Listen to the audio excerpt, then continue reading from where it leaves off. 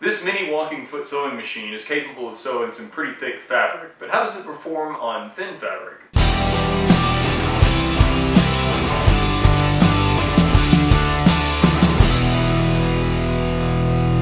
A viewer of my channel posted a question in the comments about my Thompson mini walking foot sewing machine.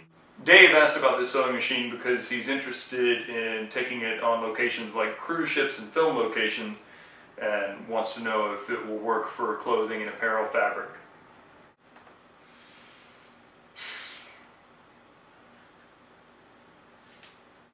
I don't do a lot of sewing of apparel fabrics, but I went through my stash and found all the light stuff that I could. So I'm going to do some sewing on it just to see how this machine performs. I want to give the caveat, Dave, and anybody else who's interested in this machine for this kind of fabric.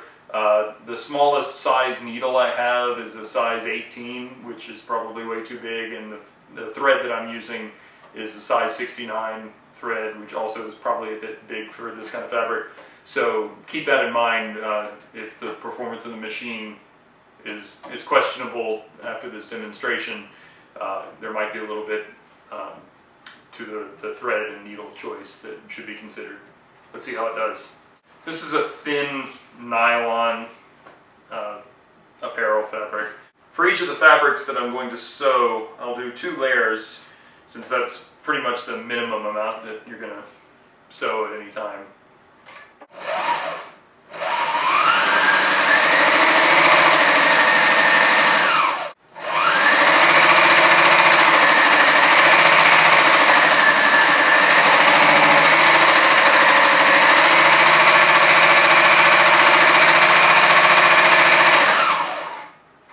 So the machine stitched this fabric just fine. It seemed to feed fine, as far as I can tell.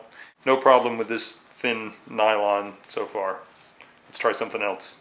I have some muslin fabric, which is kind of a cheap, unfinished cotton that is frequently used for making patterns and stuff.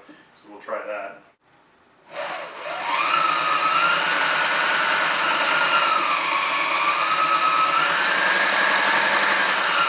I'll try a longer stitch length.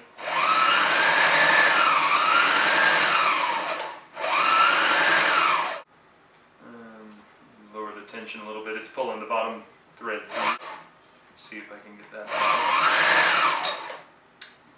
Well, that probably won't help.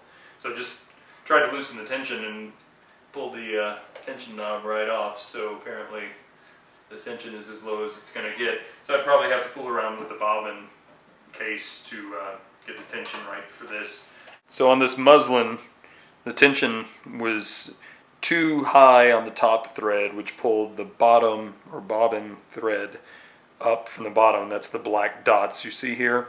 The reason that's important is if I can just catch a thread here with the seam ripper, now that I have hold of it, I can just pull the thread right out because the tension is not good.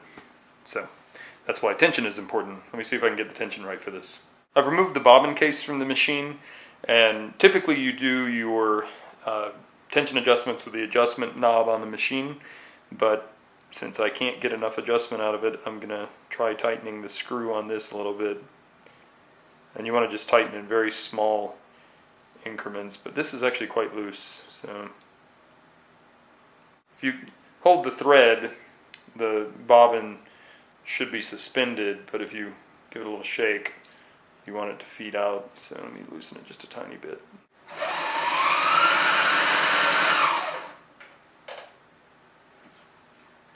Well, I've adjusted the tension some, and I'm still getting the bottom thread pulled up through the top layer. I don't know if that's a problem with my individual machine or if it's a limitation on this, entire style of machine, but that's the result I got on 2 layers of muslin. Next I'm going to try this satin trim.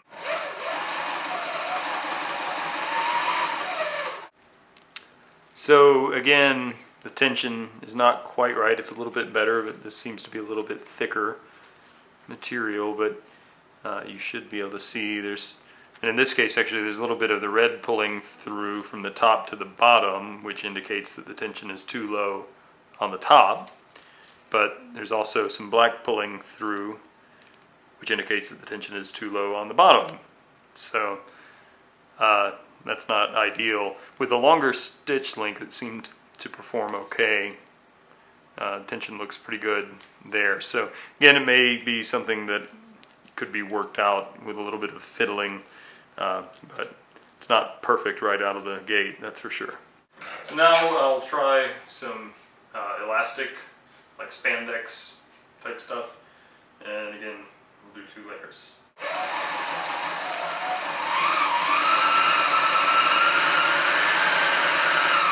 So that sewed pretty well.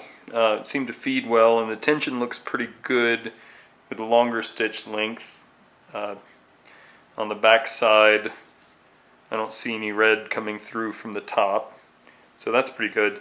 Until I get to the shorter stitch length and start, I don't know if I can get this on camera, but there's just a teeny bit of red coming through. It's not bad, but it's not perfect. Again, it might be something that could be adjusted out with some work. So not too bad on the elastic. Now I'll just do this thin cotton apparel fabric that I use to make my welding head wrap out of. And kind of predictably, same thing. The bottom thread, the black thread, is pulling up through. I think I can just about pull this thread out. Yeah, I can pull that out pretty easily. So again, with the needle and thread that I'm using, this may not be a perfectly fair comparison, but as it sits right now, it's not performing super well on this thin fabric.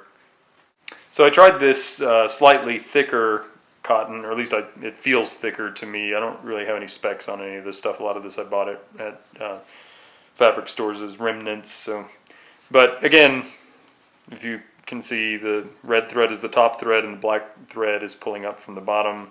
And again, if I can, yeah, get hold of it there, I can just pull the stitch apart.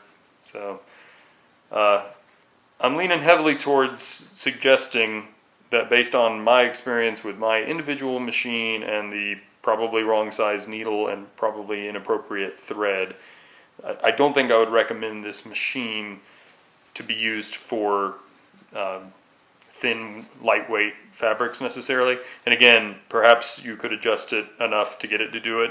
I have 6 sewing machines, so I tend to just go to the one that happens to be set up to work best for the fabric that I'm working on at the time. But if you don't have that luxury, then you may have to make adjustments. So I ran all of the fabric samples through the Singer 237, and very unscientifically, and again, it's not an apples to apples comparison, but with at least the same thread in that machine as in the Thompson mini walking foot, this thing blows the doors off of the Thompson in terms of sewing this lighter weight material. And again, I want to be clear, my machine may not be set up properly. I may not know how to adjust it. You may have much better results with a similar machine, but just putting this fabric in the Thompson and sewing it, definitely some tension issues. It feeds the fabric fine, but there are definitely some tension issues. My impression after trying this is that using the Thompson Mini Walker, or one of its many variants, might be like using a sledgehammer to drive in finish nails. Yeah, it'll work, but it may not be the right tool for the job. Based just on this comparison and not being an expert in any sewing machine, and particularly not these, I guess if I were pressed for a recommendation, I don't think I would recommend the Thompson if all you're going to be sewing is lightweight apparel, fabrics, and that sort of thing. It's pretty heavy duty and it's quite loud, so I'm not sure if it's the best choice for lighter weight materials. It's possible that the machine could be adjusted better to be more suitable for lightweight materials, but it just seems to me like there are other machines that would be a better choice if that's all you need. I always recommend vintage machines. I think new machines are probably not money well spent, especially when you can pick up something like this for 20 bucks. There are just a ton of vintage machines out there for, you know, under $50 that can do a lot of good sewing. So if you're looking for a portable machine and your intent is to do lightweight fabrics, I would look very carefully at perhaps buying something that's intended to do lighter weight fabrics and might be capable of occasional heavier work. If you have the luxury, as I do, of having multiple machines, that's probably a good way to go, because there are certainly some things that I sew that the Thompson will do that this machine would struggle to do if it could even do it at all. So, by the way, if anyone happens to have, or if you're shopping for Thompson or one of its variants, just thought I'd let you know this is a Singer table that a different Singer sewing machine came in, not this Singer sewing machine, and this Thompson drops right in and has the holes for the pins to secure it in the table. So if you have one of these and you want a table for it, you might want to check out your thrift store and yard sale scene around your area and see if you can find one of these Singer compatible tables, and should fall right in. I hope that helps. If you like this video, please give me a thumbs up, share it with your friends, because I'm sure you have plenty of dude friends who want to know more about sewing, right? If you're not already a subscriber, I'd love it if you'd subscribe to my channel. If you have questions or comments, please feel free to post them below, and thanks for watching.